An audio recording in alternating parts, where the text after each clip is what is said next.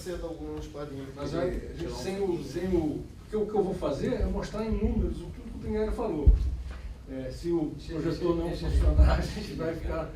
Eu vou ter que repetir o que o Pinheiro falou, eu não tenho a qualidade que o Pinheiro tem. Eu queria agradecer o convite e já vou dizer de cara que se vocês tiverem qualquer dúvida, tem o Ricardo Berer aqui, meu ex-colega de Furnas, que sabe tudo do setor elétrico. Se eu tiver alguma coisa errada, você me avisa, viu? Não, só para exagerar. Mas qualquer dúvida, vocês podem falar com o Ricardo Berer ali. Eu vou tentar mostrar o seguinte, eu tenho muita coisa para mostrar, e pode ser que a gente depois tenha que pular alguma coisa, que talvez não tenha tempo. Eu vou tentar mostrar, primeiro, essa discussão se o problema é circunstancial, se o problema do setor elétrico é circunstancial, é São Pedro, nós consumidores, ou se é estrutural.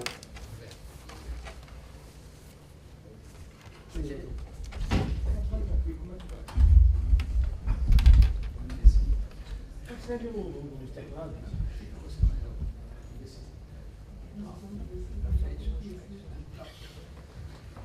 Bom, primeiro vamos logo tirar a culpa dos culpados de sempre. Aí eu vou ter uma discordância com o Pinheiro, que você vai ver que o Bolsa Família e os ar-condicionados não foram efeitos nenhum.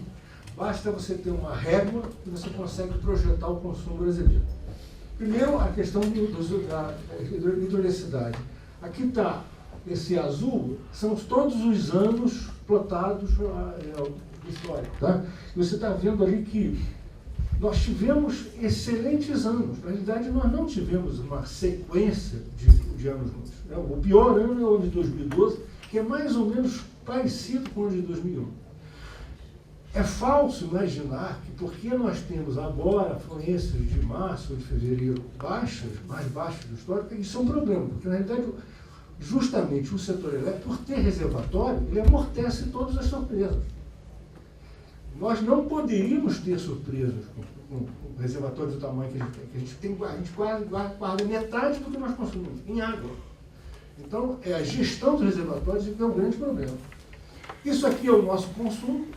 Vocês reparem, aqui estão os alívios que nós demos, né? No racionamento nós demos uma freada e continuamos crescendo mais ou menos a mesma taxa. Na crise de 2009 nós também demos. Ali estão aquelas pontas de aumento de consumo, praticamente todos os marços tem um aumento de consumo. E aqui está a ponta, né? A ponta do sistema, quer dizer, o momento em que você mais consome. Vocês reparem que praticamente é uma reta ali. Se você estender uma reta ali, você sabe qual é a ponta que vai ocorrer. Então, desculpe, não é São Pedro, não somos nós. Bom, se não é São Pedro, não nós, o problema são as questões estruturais, que são alterações físicas que vêm ocorrendo há muito tempo. Esse que é o grande problema. Nós, no passado, quando nós construímos as usinas, foi construído na década de 70, 80, nós pudemos construir, até porque a época era fácil de expulsar as pessoas, então nós construímos grandes reservatórios.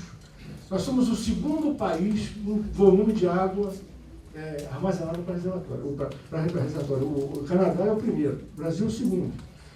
Se você for procurar, não tem mais ninguém.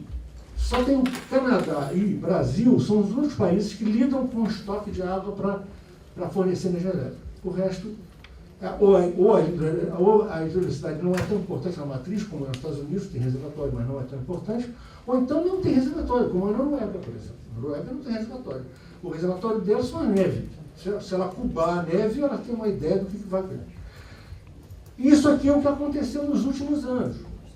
É fácil você entender. É como se você estivesse medindo a sua capacidade de reserva em número de meses de consumo.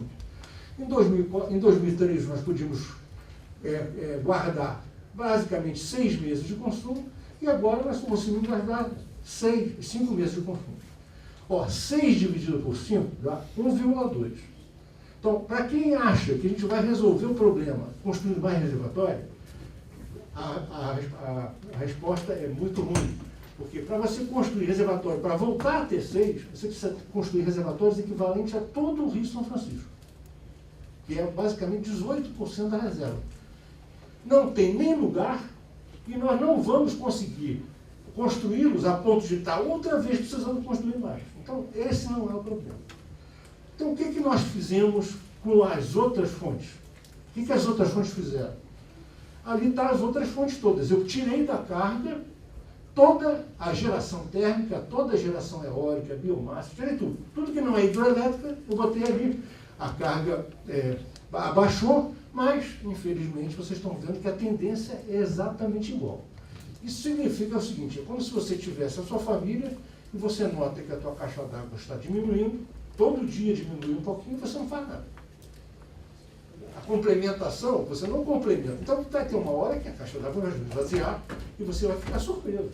Ainda mais quando você não tem, às vezes, a água que você precisa, às vezes são perdimentos. Então, é evidente que a gente ia caminhar para um sistema de esvaziamento reservatório. E não é só esvaziamento reservatório, a gente não está conseguindo encher os reservatórios. Esse dado aqui de vertimento, quando você joga água pelo ladrão, aqui somam duas coisas. O vertimento eventual, quando o reservatório fica cheio, você tem que jogar água fora. E tem os vertimentos obrigatórios, você tem que manter um vertimento obrigatório para você poder manter, por exemplo, agora as questões de Três Marias, né? Está uma briga entre a CEMIG e o município de Pirapora, porque o município de Pirapora não vai conseguir pegar água para beber, porque vai baixar a vazante de Três Marias. Esses investimentos são muito altos. Você vê que no 2011, que foi uma afluência 30% acima da média, nossos investimentos obrigatórios e eventuais que não passaram de 3%. Então, nós não é só esvaziando, nós não estamos conseguindo encher. Isso é mais ou menos o que aconteceu. Interessante a comparação aqui de 2001 com o que aconteceu em 2012. Em 2001, a tua reserva era mais ou menos 40 e a tua carga é 300. A relação era de 12%. Em 2012 foi a mesma coisa. Você tinha 65 ali, mas a carga tinha crescido. Ou seja, nós passamos em 2012 pela mesma situação de reserva em relação à carga do que passamos em 2001. Extremamente perigoso. Isso aqui é o ano de 2012. Esse é um ano assim que você não consegue entender o que aconteceu. Reparem só, a linha marrom é a carga, praticamente constante comparada com as variações das afluências. E as afluências são essa linha azul. Repara que aqui, em fevereiro de 2012, que é um mês que deveria ser chuvoso, São Pedro mostrou que estava de mau humor. Tá? E aí está o anúncio da medida provisória, 579 de setembro. E aqui está o que nós fizemos com as térmicas. Repare, aqui está o mau humor de São Pedro, e por incrível que pareça, nós decrescemos o despacho térmico com afluências baixas. Por quê?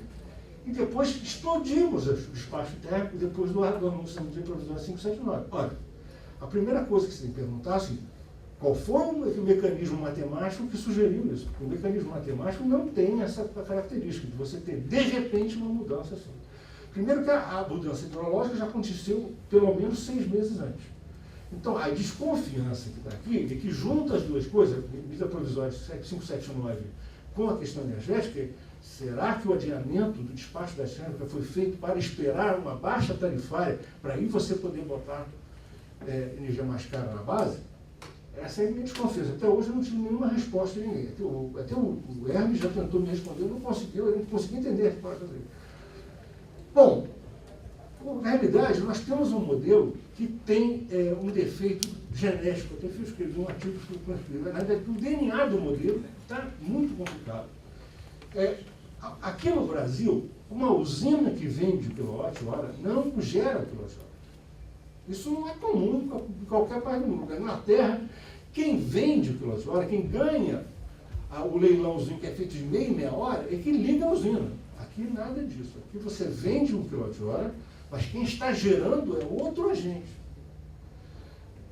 É um sistema que nós quisemos porque quisemos adotar uma energia commodity, ou seja, a produção é uma mercadoria, mas o sistema é cooperativo. Você não tem uma competição real. Quer dizer, uma usina hidroelétrica não pode competir com outra hidroelétrica, nem com a térmica.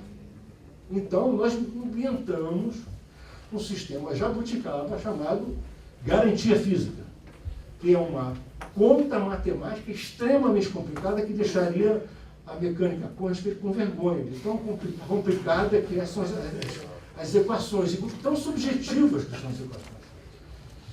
Então, olha, vocês reparem só, isso aqui é o resumo dos leilões que nós fizemos desde 2004. Como é que foram esses leilões? Fizeram um leilão escolhendo as usinas mais baratas? Não. Fizeram leilões que apresentavam um índice custo-benefício melhor. Por quê? Porque no Brasil, você não pode escolher uma usina pelo efeito do custo dela direto. Você tem que ter o efeito indireto no sistema. Qual é o benefício que a usina traz para o sistema? Inventaram um modelo matemático e o resultado surpreendeu até o pessoal da própria EPE, porque a quantidade de térmica foi muito grande, 40%. Isso aqui são todos os leilões desde 2004. Portanto, algumas usinas que não podem até não estar funcionando ainda, porque 2012 até 2014, mas é um retrato, mais ou menos, da política energética que foi adotada via mercado, através desse ICB. 40% de térmicas, onde desses 40%, no total, 18 nos 40 é combustível, é usina acima de R$600 por megawatt-hora. Bom, se você aplica isso ao sistema brasileiro, olha o que vai acontecer. Eu trouxe bem um exemplo de um mês, que é inacreditável que isso tenha acontecido no mês de janeiro. No mês de janeiro, essa que é o retrato fiel da nossa reserva. No Sudeste você tem esse volume enorme, 34%, o Nordeste é menorzinho. Os jornais geralmente botam tudo igual, não é não. Por exemplo, o Norte está com 81%. O Norte lá é 5% só. Então não afeta quase nada. Com a situação assim, vejam o que ocorreu. Olha aqui. Olha como é que é bonito, cor-de-rosa o sistema. Você compara o consumo com a garantia física, que é essa jabuticaba que nós inventamos. Então está aqui, ó, as hidrelétricas, PCH, eólica, nuclear, biomassa, gás, óleo, carvão e outros. Tá? Tá aí o consumo até abaixo da garantia física, ou seja, está tudo garantido, né? Isso é dado oficial da Câmara de Concentração de Energia. Essa aqui é a vida real. A vida real é a seguinte: a garantia física da hidrelétrica, na realidade, a geração tem que gerar muito mais. Por quê? Porque todas aquelas térmicas não geraram a sua garantia física, geraram abaixo da sua garantia física. Ou seja, você contabilizou a garantia física na oferta, mas na hora de gerar, quem gera são as hidráulicas. Bom, quando acontece isso, ainda mais num mês desses, o que acontece é isso aqui. A proporção de hidroelétricas cai, né? Você tinha praticamente 83% em 2000 de hidroelétricas, elas geravam 90% da energia que nós consumimos. Cai para 68% e você continua mantendo as hidroelétricas gerando 90%. O que acontece com a água? Esvazia as evaporadas. Então, absolutamente, São Pedro está liberado, nós estamos liberados. Estruturalmente, nós íamos esvaziar os reservatórios de qualquer maneira, íamos ter gastos bilionários de qualquer maneira. Política tiro no pé. O Miguel falou aqui, eu sou um pouco mais radical que você. É inacreditável, isso não tem nada a ver com esquerda e direita, visão. Isso é uma coisa que eu não consigo entender. Por exemplo, coisas impostas à Eletrobras que não começaram agora. Né? A federalização das distribuidoras rejeitadas pelo mercado, por exemplo, você tem sob o comando da Eletrobras, você tem a CEAL, a CEON, a Amazonas, todas as distribuidoras que não quiseram, o mercado não quis comprar, ficaram com a Eletrobras. Quer dizer, você privatizou o filé e ficou com o osso a Eletrobras. Essa descontratação de 2003, que o Miguel falou, é gravíssima. O prejuízo do sistema Eletrobras foi enorme. Sabe por quê? Por que nós éramos contra a descontratação?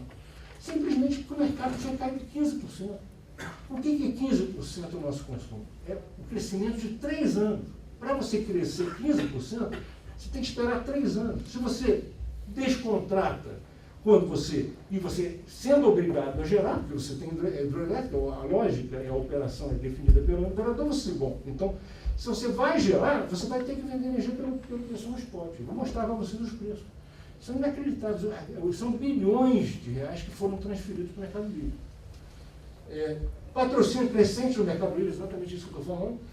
Esse leilão de liquidação que ele falou, os valores são extremamente baixos. A Chesf vendeu por 8 anos. É uma liquidação que dura 8 anos. Não conheço ninguém que faz liquidação que dura tanto tempo. A Chesf vendeu por R$47.